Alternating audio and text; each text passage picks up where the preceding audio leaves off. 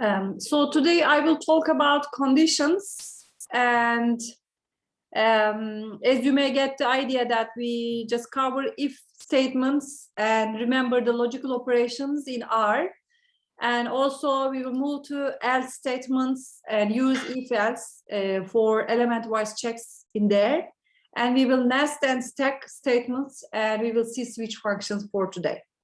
And if we have time, I will also cover for loops for you. If not, you will see it for next week, okay?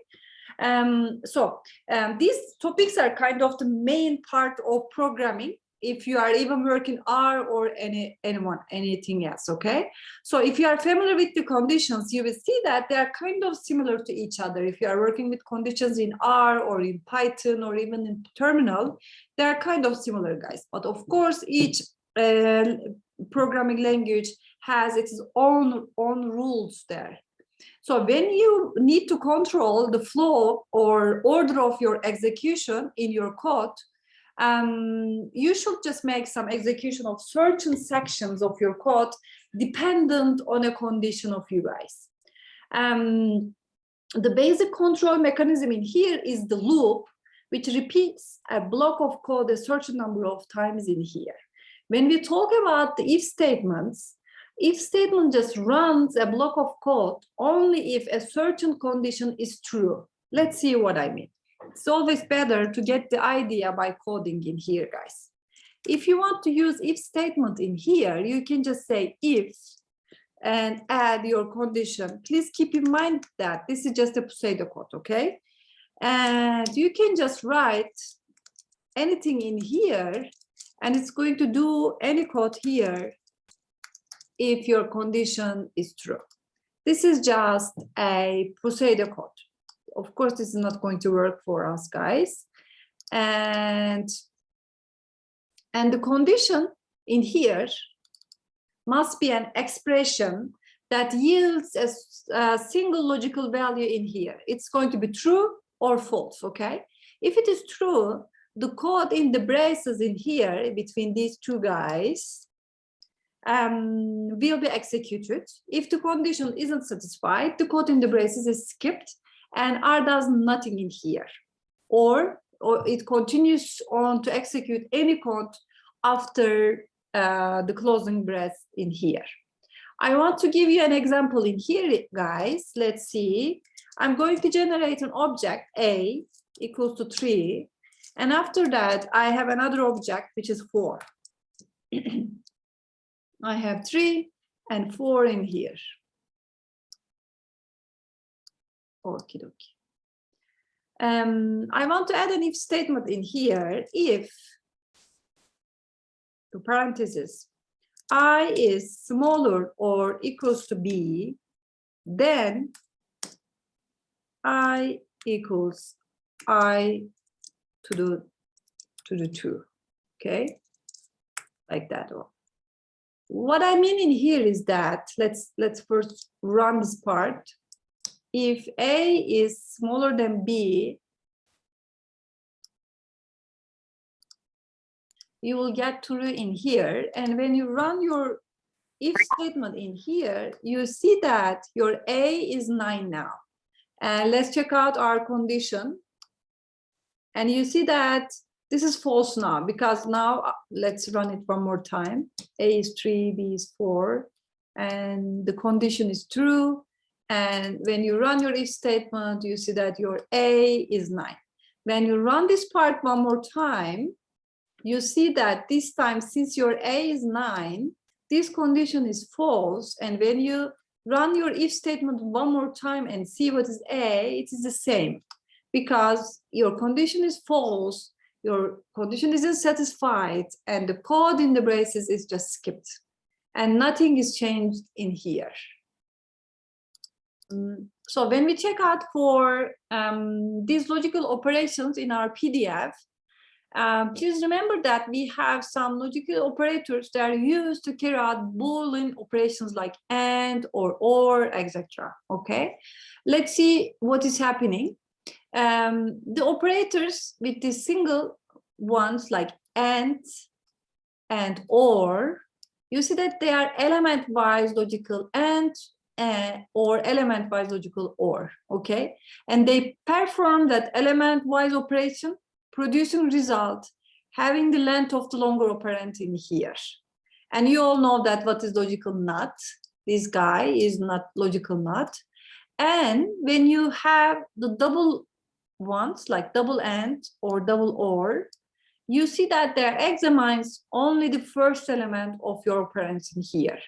And they just result into a single length logical vector. And also please keep in mind that 0 is false for R, and non-zero numbers are taken as true in here. Let's see what I mean. Let me just share my screen or my R screen with you guys. Here is my R Studio. And let's see. We have an example in here. I have my X vector. I'm generating it by myself by using combine. And we have true, false, 0, and 6. This is my X vector.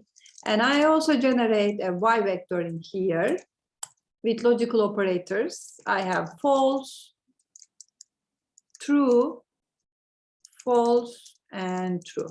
They both with 4 elements in this example. I have X, Y, and you see my Y in here.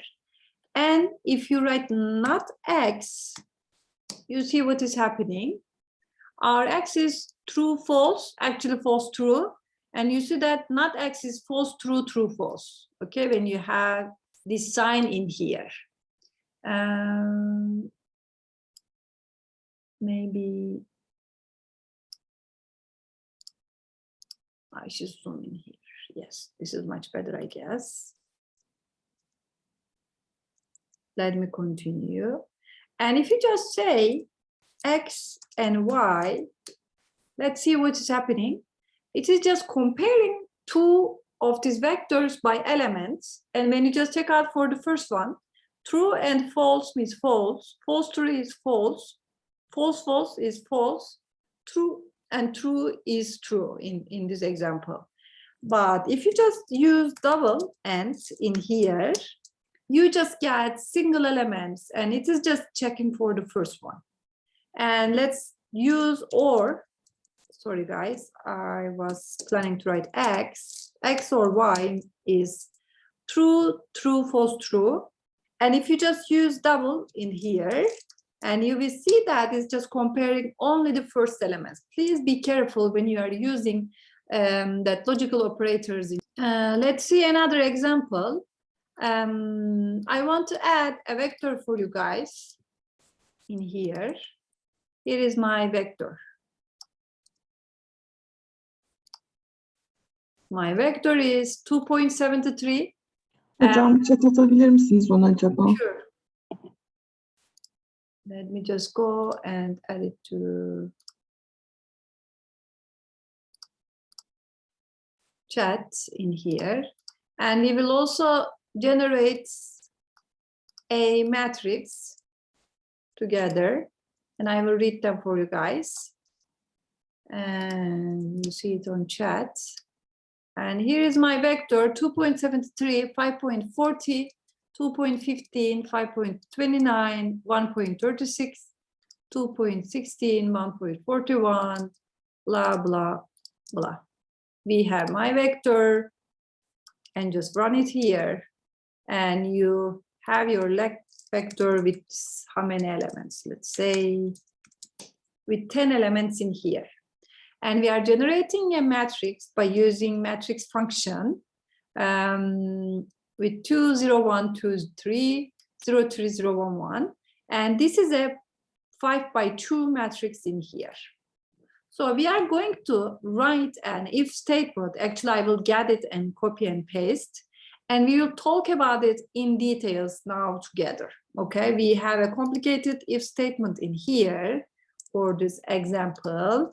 And let's see how this is working. Let me just write it also on chat, and you can just get it from there. And so we have our if statement, and you see that we are just using OR in here. any of these guys are true, then your condition is satisfied in here.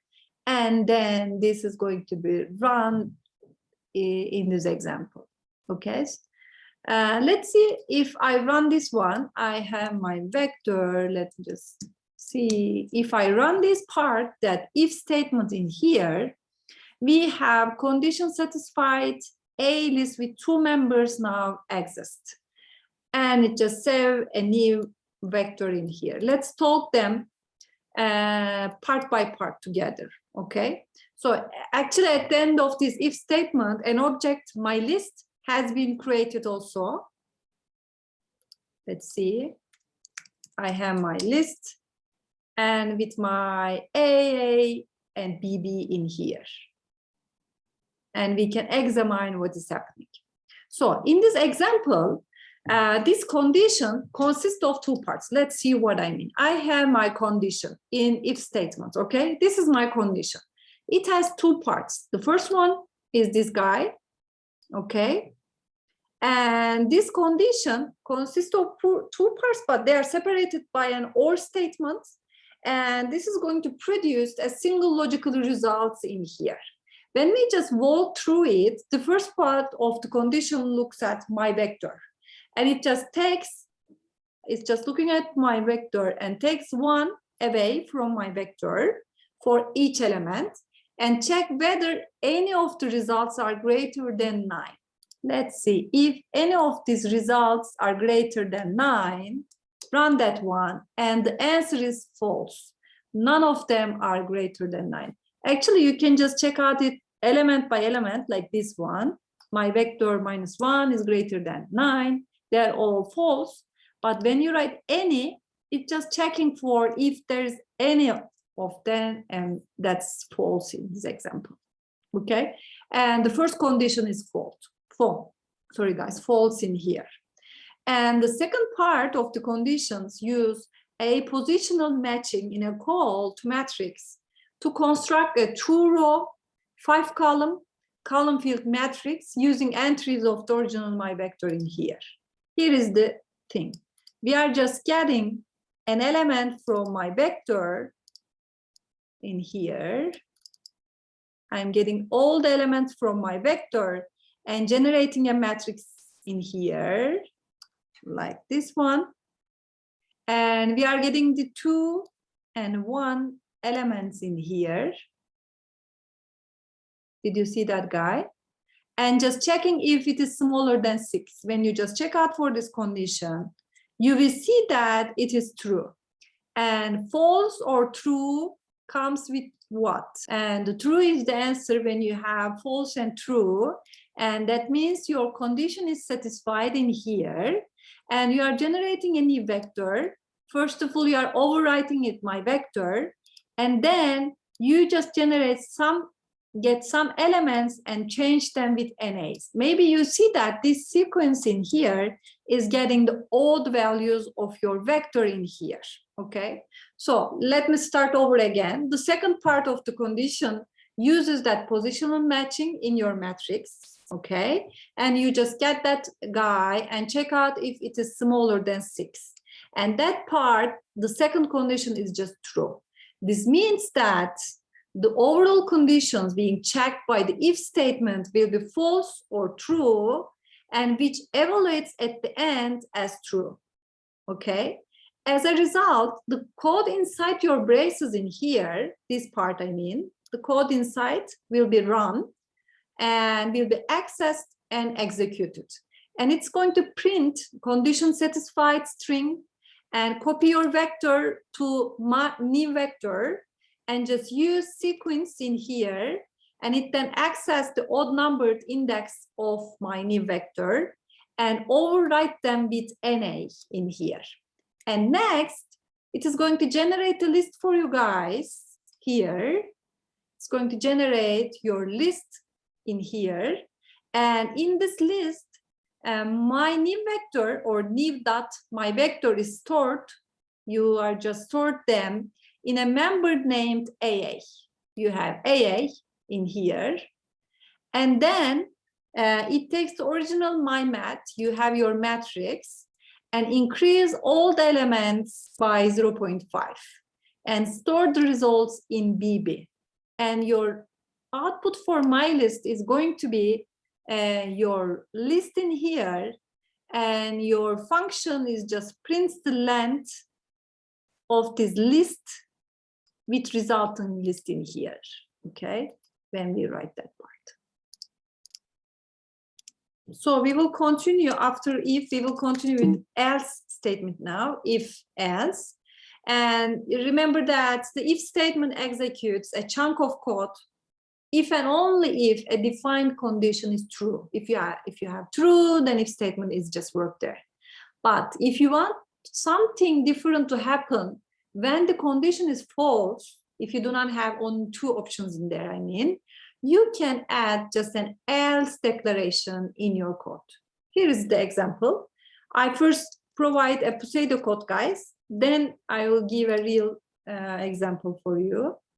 And when you write your if statement, you have your condition first. Remember that part. And then you have your braces, okay? So do any code in here if condition is true. This is what's happening. And if not, you can just say else. Do any code in here if condition is false. Please remember, before else, we were just using if, and we were just checking for true. And if it is true, this part is run, but we didn't say anything if the condition is false. And there is one way that you can also add that option in your command and just say, if that condition is false, please continue with this part. And you have to use else for this part, or there are also another options, but else is one of them. Then you can just go and work with that one. And here's the real example. Let's see. I'm going to say if A is smaller than B. And you maybe remember that we already used A and B before. And we just say cat in this part and add condition was. And add comma together. And we say A is smaller or equals to B.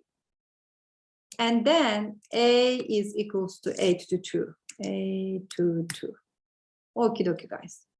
Else, let's see what's happening. If that condition is false, we are writing cat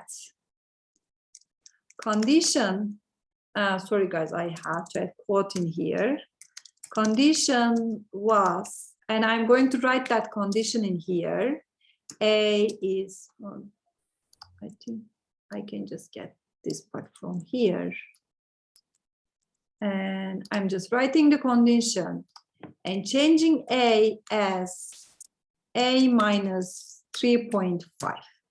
Here is what. And first of all, I want to see what was A. It was 9, and B, it was 4.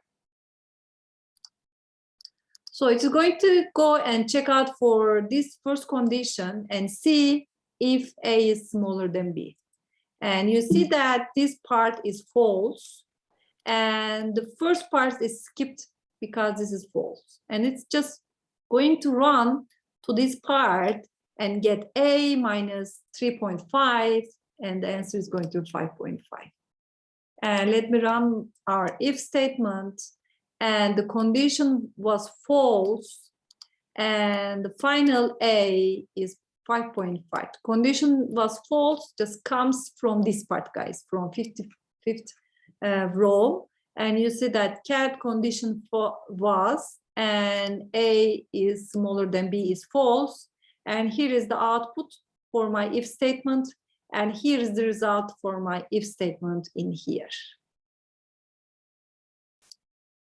Now we will use if else for element wise check now. And if statement, remember that if statement just check the condition of only a single logical value, okay? If you pass in, let's say, a vector of logicals for the condition, the if statement will only check or operate based on the very first element, the first one in there. And it will just give you a warning and say the following example. Let me show you guys. When you write if and just several conditions in here, let's say I have false, true, and I have false, true, and true. This is just an arbitrary example, and add this one. When you run this code, guys, you see that it is just giving a warning for you and say that the condition has length greater than 1, and only the first element will be used, okay? And there's also a shortcut function available, which is if else. This is if else in here. And it just performs this kind of vector-oriented check in relatively simple cases. Okay, you may not be used that for a complicated one, but if you have like a simple case, then you can just use if else.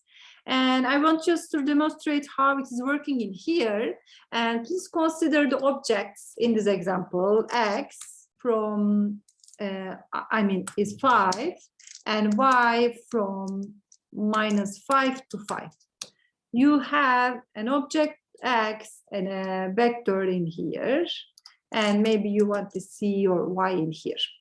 Now, suppose that you want to produce the result of X over Y. This one, you want to produce this X over 1 and in here, but if any instances like infinity, you see that a number over 0 gives you a X divided by 0 just generate infinity in here, and we want to just get this infinity and replace it with NA, okay? In other words, for each element in Y, you want to check whether Y is 0. If that's true, you want to code to output as NA. If not, it should output the result of X over Y. And maybe you have just seen a simple if statement won't work here. And it's just only accept single logical value. And it cannot run the entire logical vector in here. If I write Y equals 0, and you will see that you have more than one logical values in here, and your if statement will not work in this example.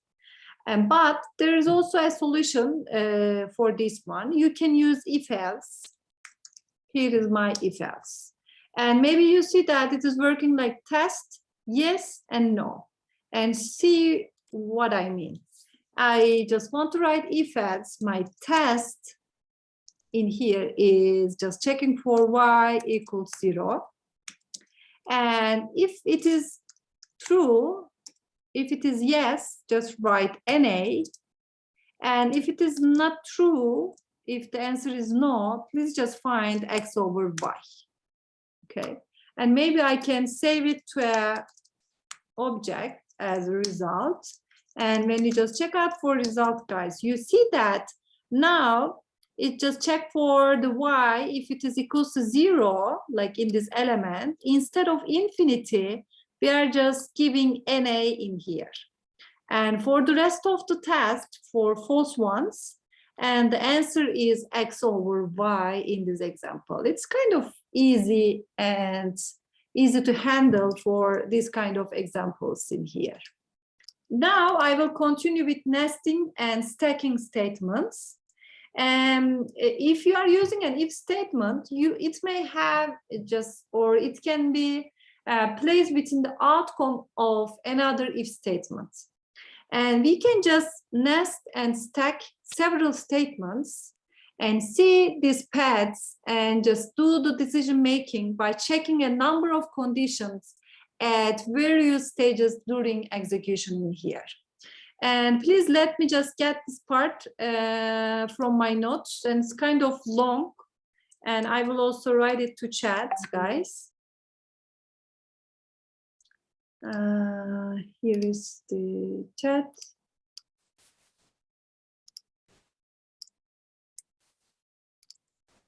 Okie dokie. This part is, I'm just getting that part. And if my number is 4, A is 3, and here is if statement, here is my A, and here is add statement guy, cat, as cat, A is here, B, maybe we should write B, and else in here, there we go. We will talk about it now. I didn't want to write everything. So in this example, we have A as 3 and my number as 4. These are our starting values that's going to be used in our guys. And first condition is that it's going to go and check if A is smaller than my number. And if it is true, the first one will be run, and A is going to be A squared. And if my number, this is our second condition, R is just moving to the next line. If this condition is true, R is going to go and run this part and get the B as sequence of these numbers, okay? And if this condition is not true, and B is something like B equals A times my numbers, okay? If and else in here. And in here, if this A is false, R is not running this part, okay? And just moving to here, to else. Let me just repeat it one more time. We are just checking for this if statement, and if this condition is true, this part is run for R. If this condition is false, that blue part is skipped and R is just running to here and just check out for this part, okay? But in each of that parts, we have another if statements related to my number. The first one is conditions are related to A's, but the inside if statements are related to my number in here. R is just in here, R has some nested conditions in this example. Let's see what is the answer. Or so A is 3, my number is 4, and when I run this part, I did something wrong. These two guys are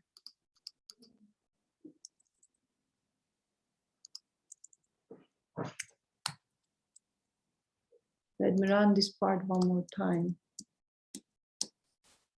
When I run that if statement, it is just giving me first condition was true, second condition was true. And if you want to see what is A and B, A is 9 and your B is 1, 3.6, 6.3, and 9 in here. So here we are seeing the same initial decision being made as earlier, okay? The value A is squared in this example if it is less than or equals to my number, okay? And if not, it has 3.5 subtracted from it. But now there's another if statement within each braced area in here. This is the first braced area, and this is the second braced area. And we have another if statement within them. And if the first condition is satisfied and A is squared, you go and check whether my number is greater than 3. If that is true, B is assigned as sequence like this one, the sequence in here. And if this is false, B is assigned as A times my number in this example. And if the first condition fails, this one fails, and we subtract 3.5 from our A, then check second condition, check for this second condition in here, and see whether my number is greater than 4 or equal to 4. And if it is, then your B becomes A times 3 minus my number. If not, B becomes that repetition in here. Let's try it with different numbers, guys. Let's say my A is 3 and my number is 4 again. And when I try this part, you see that this time the first condition was false and second condition was true.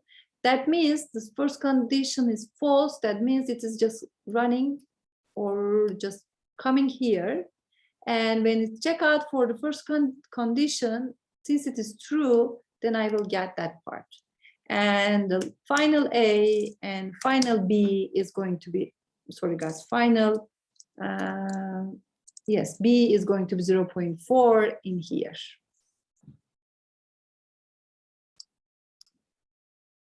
So we get the idea what is happening in if statements and see some nested structures in here. Now I want to move to switch function. This is also a really useful function for us, guys. That's switch function. And let's say you need to choose which code to run based on the value of a single object, okay? Which is generally a common scenario in real life examples. And one of the options can be use a series of if statements, and you can just compare the object with various possible values to produce a logical value for each of your conditions, guys, okay? And let me just give you an example in here.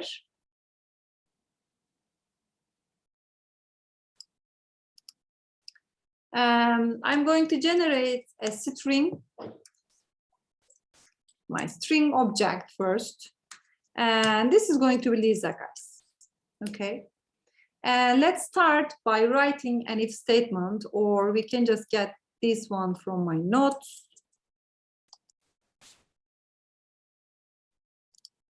Here we go. Here we go.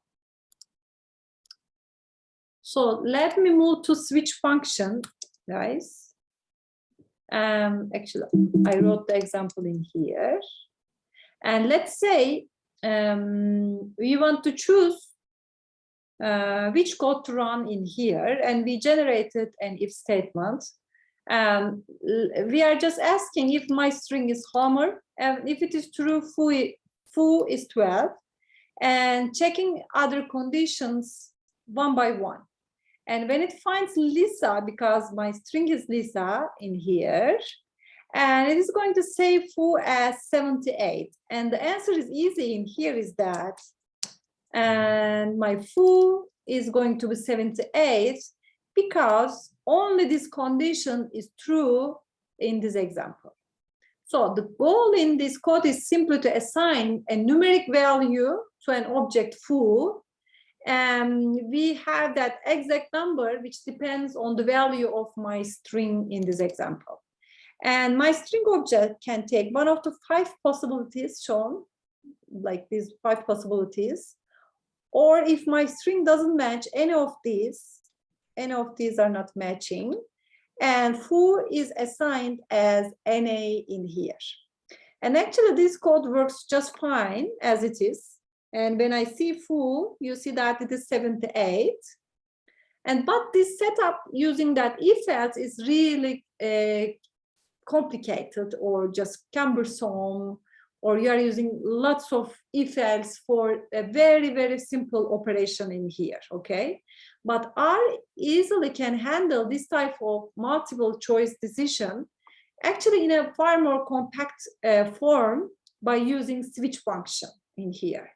Okay, we can just rewrite that sentences in stacked if statements by using switch statement in here. Let's see what I mean.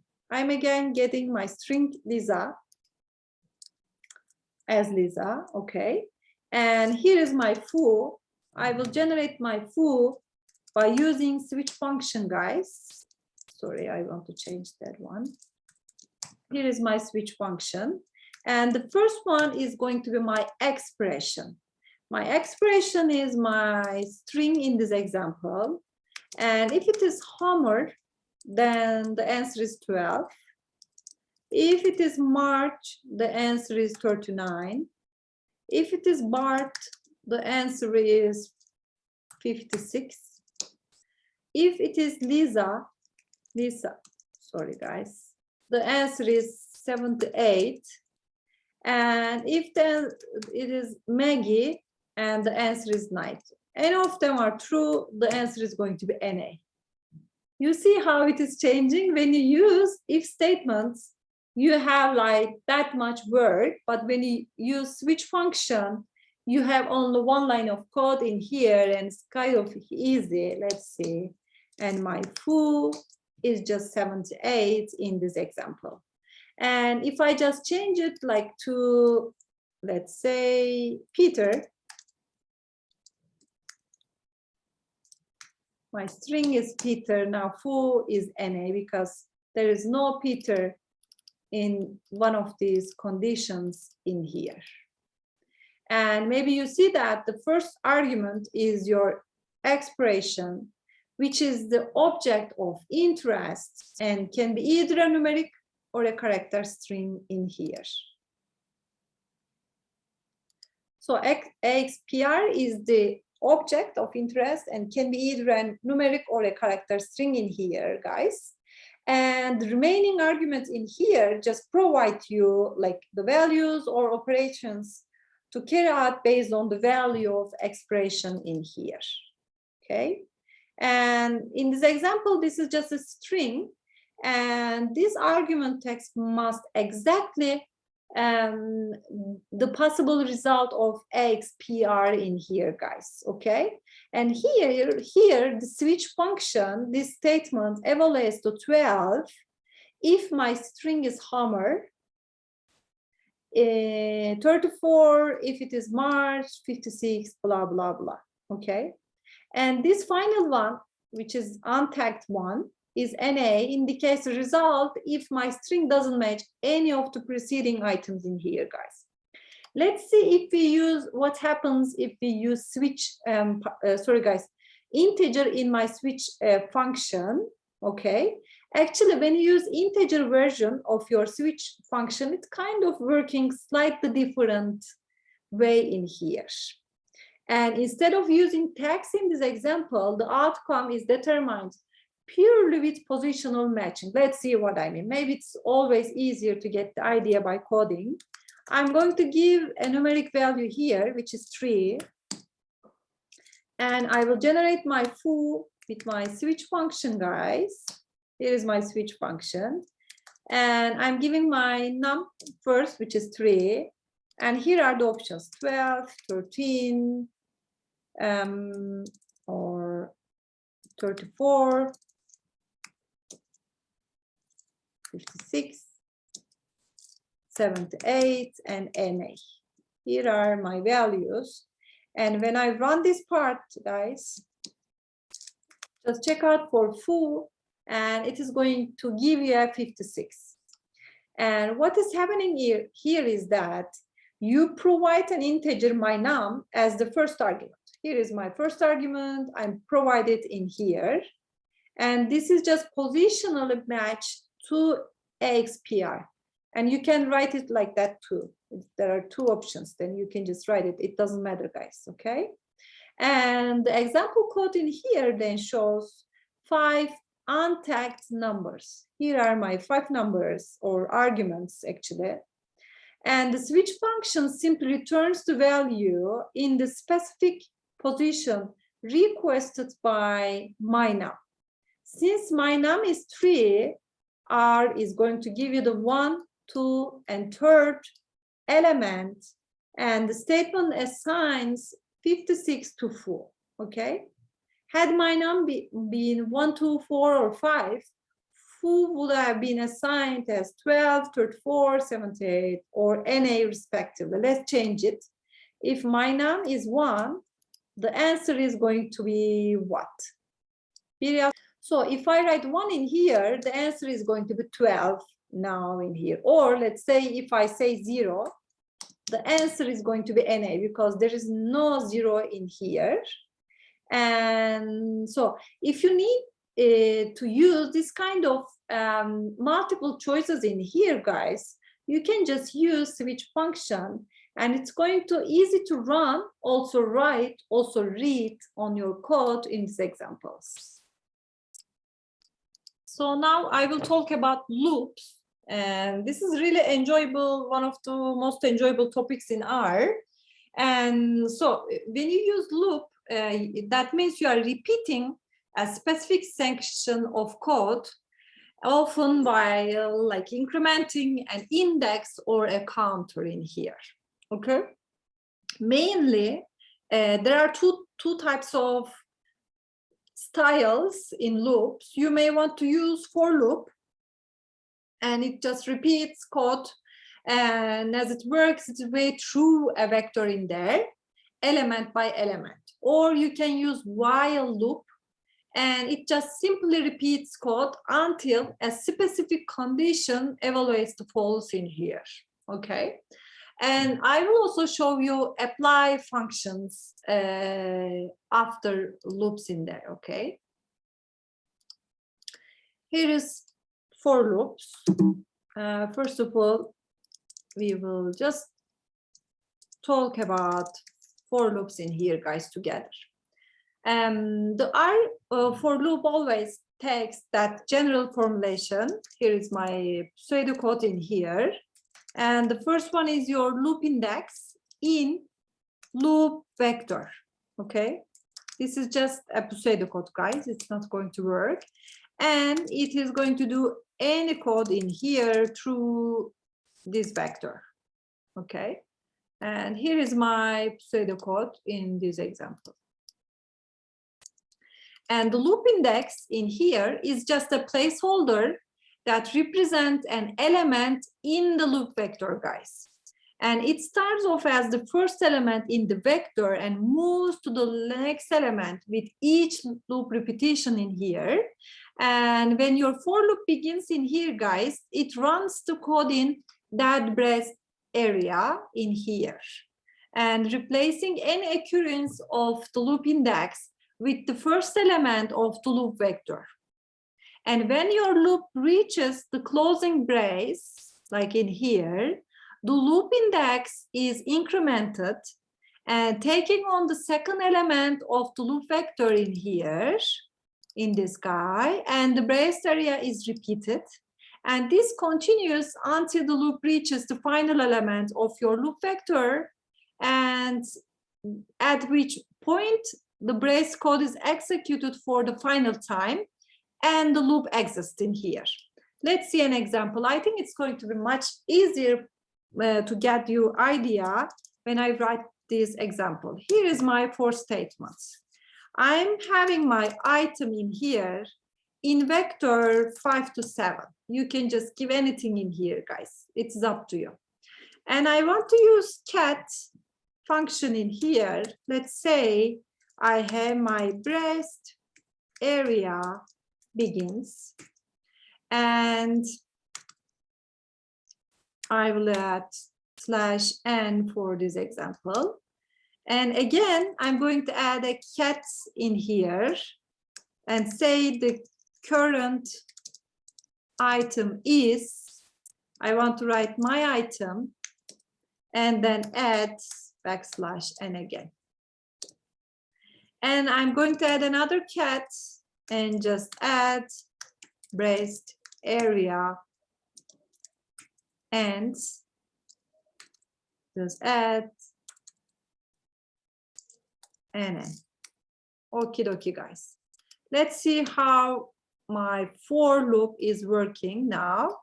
We are just, maybe you see that from 1 to 7 means we have 3 elements, 1, 6, 7. And that means this area is run for 3 times. The first one, we write braced area begins in here, and the current item is 5, and braced area ends. And after that, we said braced area begins, the current item is 6, and at the end, the current item is 7. And in here, we are just using that for loop to write that part. Continue. So we also use a loop to manipulate the object, which is not in the loop actually. And let's see the following examples together. I have a counter. Generally, I use counter in for loops. And here is my for loop. I'm going to write my item again in vector from 1 to 7. Here is the example. And my counter for the next step is going to be counter plus 1. I'm adding 1 at each step. And here is my cat. We are just writing that the item in run in here, guys. And here is counter. I'm going to see the counter is what? My item. And we have backslash n to go to the next line. Here is my counter, here is my for loop. The item in run 1 is 5. The item in run, here is counter 2 is my item, which is 6. The item in run counter is 3, is my item is 7 in this example. So there's another way that we can generate a for loop.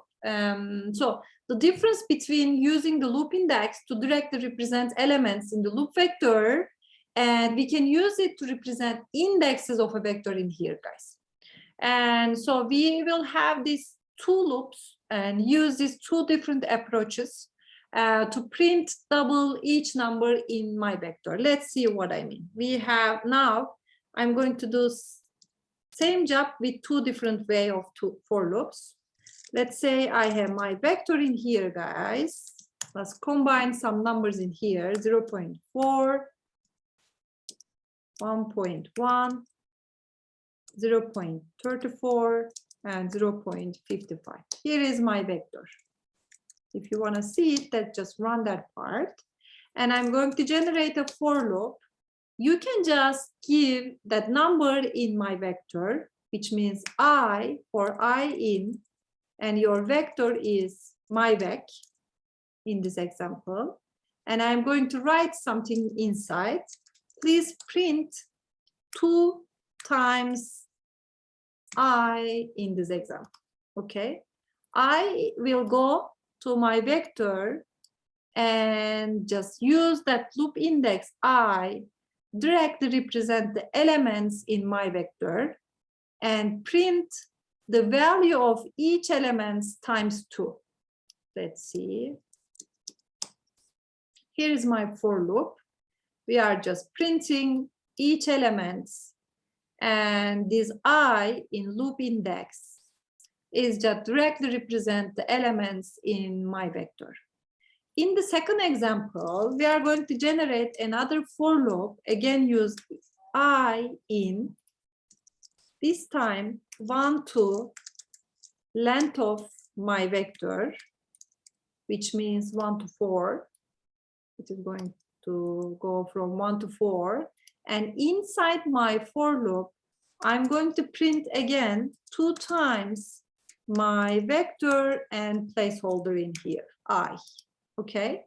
And in the second loop, we are using I in here to represent the integers in the sequence from 1 to length my vector. And these integers form all the possible index positions of my vector and use these indexes to extract my vector's elements. And again, multiplying each element by 2 and printing the results. Okay, let's see. And we are doing the same job. The result is the same. In here, we are using I directly as elements, but in this for loop, we are using I as the placeholder, or I mean the index for the elements of my vector. Please just keep in mind that you have two different ways for two for loops in here. But the second one just gets slightly longer form using vector index positions.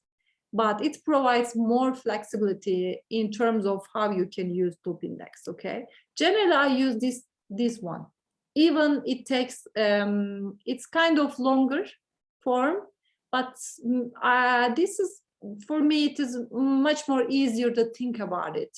Okay, let's move to another example. Suppose you want to write some code that will inspect any list object and gather information about any matrix objects stored as members in that list. Let's see what I mean. I want to generate a list in here, guys, together. If possible, please write with me. I have my full list. Here is my list. I'm going to generate a new one. The first one is just some numbers that like 3.4 and 1. And the second element is BB. And I want to just generate a matrix for this one from 1 to 4, 2 and 2. Okay. And the third one, CC, another matrix. And we are going to generate this matrix by using combine of some trues and false. TT, F, P, F, F. And now it has 3 rows and 2 columns. And I have another element for my list, which is DD. The name is DD. And it is just a string here. And I will have my EE element in my list. And I'm going to generate another matrix by using some strings inside: red, green, blue, and yellow. Here is my list. I have my foo, and when I just write it, you see that my foo in here has like 1, 2, 3, 4, and 5 elements. The first one is just a vector with 2 elements. Second one is the matrix. And the third one is the matrix with logical expressions. And the fourth one is just a string. And the last one is a matrix with some strings inside, okay? And now we will kind of do a class activity in here. Here is the class activity. We will do it together now.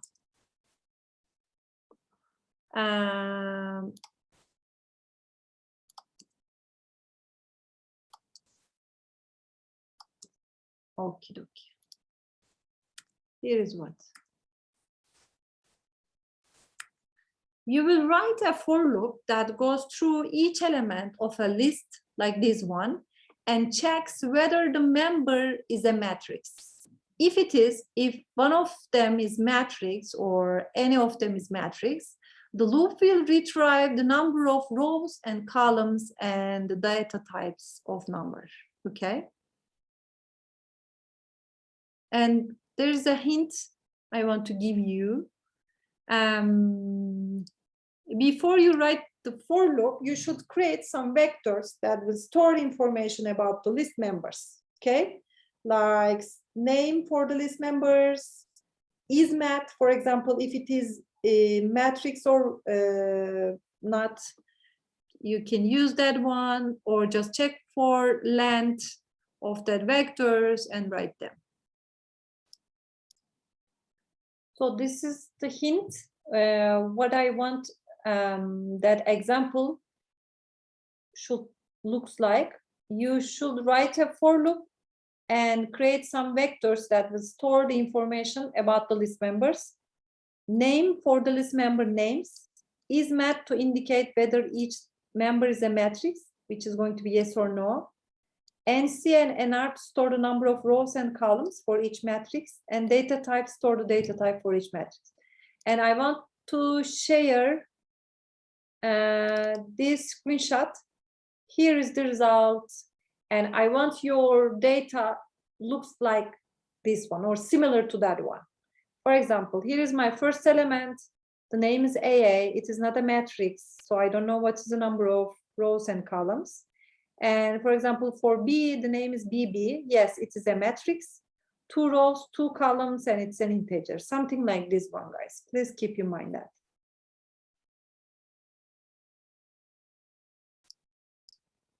So for today, we talk about conditions. Start with conditions in here. And we see if statements and remembered logical operators in R, and also else statements. And we use if-else function for element-wise checks after that one. And also we see nesting and stacking statements. And at the end, we close that condition part with switch function, which is very easy to use. And at the end of the lecture, we made some introduction to loops and try to check for some example and class activity in here. And I will be sharing the answer of this class activity for next week.